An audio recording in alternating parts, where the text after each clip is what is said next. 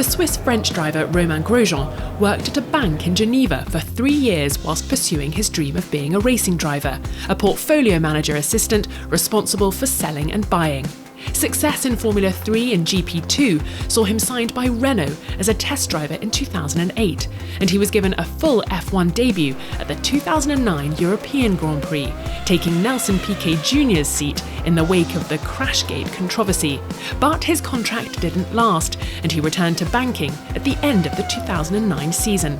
He continued to swap overalls for a suit and tie as he further competed in the Junior Series, and finally got another break after winning the GP2 title in 2011 and re-signing for the team he had left, now branded as Lotus, and scored 10 podiums during a successful relationship. Grosjean then raced for 5 seasons with newcomers Haas, before leaving Formula 1 at the end of 2020. A 2-time Formula 1 world champion, Jim Clark's parents were farmers, and at a young age he joined the family business, managing over 1,200 acres of land with 500 cattle and 800 sheep. A member of the Ednam Young Farmers Club, when not shepherding in Berwickshire, he would race for the Border Reivers racing team. A one-in-a-generation talent, Clark joined Lotus in 1960, claiming his first podium in Portugal that year. His maiden Grand Prix victory came at Spa-Francorchamps in 1962, a season in which he finished runner-up to Graham Hill in the World Championship. 7 wins and 2 podiums out of 10 starts saw him storm to his first world crown in 1963. And after a similarly dominant display in 1965, he bagged the second of his titles. Ayrton Senna's boyhood hero, Clark was also an F1 great taken too soon, following a fatal accident at Hockenheim in 1968.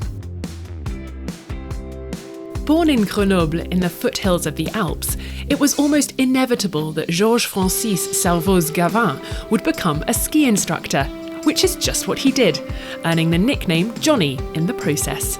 He raced in Formula 1 for 4 years from 1967 and was the epitome of the European playboy racer, an image from which he rarely shied away. An incredible debut at Monaco was cut short by mechanical failure, but it was clear he had big talent and took the Formula 2 championship in 1969. Though he failed to complete the majority of his races at the highest level, the Frenchman did manage 1 podium, finishing second at Monza in 1968 for Matra, edging Ferrari's Jackie Ickx into third. Heinz-Harald Frentzen spent a decade in motorsport's top echelon, driving for Sauber, Williams, Jordan, Prost and Arrows. But his life could have been very different. Born in Mönchengladbach, his family owned a funeral home, and the young Heinz-Harald would help out with the business. His father was a mortician who also acted as team boss and chief mechanic for his son's karting endeavours. Frentzen joined Sauber in 1994 before moving to Williams in 1997, where he would take his first race win at that year's San Marino Grand Prix, holding off a charge from compatriot Michael Schumacher. He came close to the title in 1999 with Jordan, a season that included fine wins at the French and Italian Grand Prix, but ultimately he would finish third overall. After leaving F1 at the end of 2003, he on occasion would return to help with the family business. Like many of the gentleman racers in the early years of Formula 1, Giuseppe Farina was from a wealthy background. The family business was coach building. However, Farina gave up a promising military career to fulfill his dream of being a racing driver. A cavalry officer with the Italian army, he switched to a faster form of horsepower, driving Maseratis and Alfa Romeos in a multitude of races either side of the Second World War. Then, in 1950, driving for the Alfa Works team, he made an indelible mark on motorsport history, winning Formula 1's first World Championship race at Silverstone, and later the inaugural World Championship title, becoming a motorsport legend and a name that will never be forgotten. British driver Tony Brooks was known as the racing dentist, so it's not hard to guess his occupation away from the track.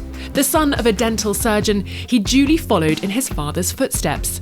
In 1952, he took up racing in his spare time, working his way through the junior formulas before eventually entering the non-championship F1 Syracuse Grand Prix in 1955, right in the middle of studying for his dentistry finals. He won the race and passed his exams. He claimed 6 race wins in all, including a share of the 1957 British Grand Prix, a race in which he gallantly handed over his van wall to the broken-down Stirling Moss, who went on to win and claim the first Grand Prix victory for a British-made car. He was championship runner-up in 1959 to Jack Brabham and is widely considered one of the greatest drivers of the period not to have taken motorsport's top prize. Jonathan Palmer spent 7 seasons in Formula One. With 83 starts to his name, you could say he knew his way around a racetrack, but was also au fait with human anatomy. He learnt to drive age 14, but a career in medicine beckoned. He studied at Guy's Hospital while he pursued his spare time passion for motorsport, driving across the country to racetracks in between shifts at a Brighton hospital. He became a test driver for Williams whilst racing in F2 and made his Formula One debut in the 1983 European Grand Prix at Brands Hatch. Stints with Ram and Zakspeed followed, but it was with Tyrrell that he had his greatest success, with several points finishes and a career-best 4th place finish at the 1987 Australian Grand Prix. Nigel Mansell didn't have the standard F1 driver's route to success. His karting and junior formula racing forays were funded by a number of occupations. He cleaned windows and worked as an apprentice aerospace engineer. Mansell's sacrifices were huge, offloading nearly all his personal belongings to race in Formula Ford, and he and his wife Roseanne later sold their house to finance a move into Formula Renault. Their struggle paid off, and when Mansell was noticed by Lotus owner Colin Chapman, he was signed as a test driver in 1980. A long and illustrious career followed, driving for some of F1's most famous teams. Runner-up 3 times in 12 years, he finally won the World Championship with Williams in 1992, claiming 9 race wins during the course of the season. When he wasn't chasing motorsport's greatest racing drivers around some of the most famous circuits in the world, he could be found enforcing speed limits as he patrolled the roads of the Isle of Man, spending 11 years as a special constable with the local police force. It takes a certain type of confidence to dash around a racetrack at 200 miles an hour. It's an altogether different kind of bravery to take to the microphone and try stand-up comedy, but that's what KAMUI Kobayashi did. He was a cult star in his Formula One days with the Toyota, Sauber and Caterham teams, known for his daring passing moves and never-say-die attitude. The son of a sushi chef, rather than slicing fish, the young Kamui dreamt of being a comedian. Sadly, but perhaps thankfully, his attempts proved sobering, and he decided to change tack, admitting that he just wasn't talented enough. In his 5 years on the F1 grid, his best finish was 3rd, an emotional moment following a stunning drive in his home race at Suzuka in 2012. Now an accomplished endurance driver, he's a 3-time runner-up at the 24 Hours of Le Mans, and in 2020 he was crowned FIA World Endurance Champion. When one thinks of gentleman racers, it's easy to imagine them as heirs to family fortunes, but KARL BORGUDD, known as Slim, had the music to thank for his place in Formula One. The session musician was a drummer for Swedish pop gods ABBA and put most of his earnings towards his passion for motor racing. Pretty nifty in lower formulas, in 1981 the ATS team took a chance on him, and it wasn't misplaced.